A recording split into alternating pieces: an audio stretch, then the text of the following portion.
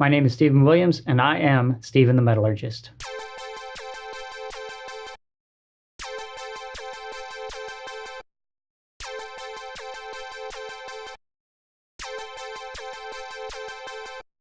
I have been interested in building things ever since I was young, and that eventually got me into metal casting when I was in high school. I got introduced to a cast iron art foundry, and I saw liquid iron for the first time, and my brain just about exploded. I was so excited. I wanted to learn more about it, and I got accepted to be a summer apprentice.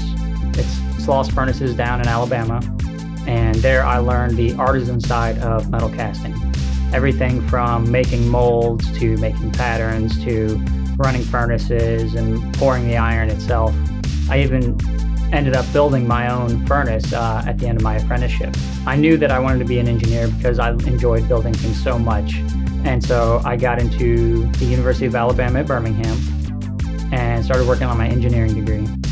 And within a couple weeks of being at school, I noticed that they actually had a research foundry in the department. And I saw them pouring metal, and again, I was like a moth to the flame. I got introduced, I told them what I was doing, that I was melting metal in my backyard, and they offered me a position. So I started working in the research foundry while working on my engineering degree. We poured engine blocks, brake rotors, we did x-ray video, and solidification under pressure. And we solved real-world industrial problems, and so I got a lot of hands-on experience there.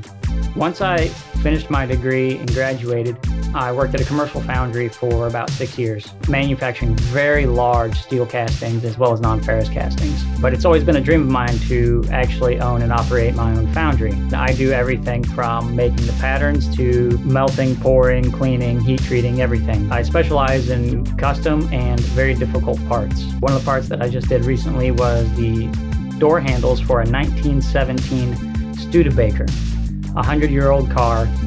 The owner only had one door handle left over, and I reproduced the parts for him. I melt aluminum, cast iron, brass, and bronze, as well as some other low melting point alloys.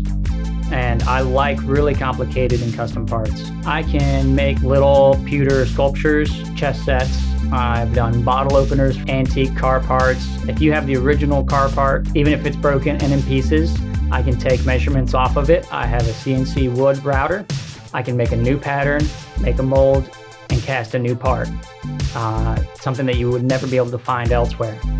I can also do some blacksmithing as well. I've helped Colonial Williamsburg pour a very large bronze cannon the original way. It took 3 days with a wood-fired furnace, and it was a really great experience, and we eventually got a good cannon. I can do heat treating and even glass casting. I've made several plaques. I want to work on getting to more and more complicated things like casting an engine block or a structural component to a vehicle.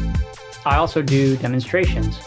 I have a portable furnace that I can actually show up with molds and everything and actually melt aluminum on the spot, so that I can do shows for high school students or whoever really wants to kind of get a better idea of the process.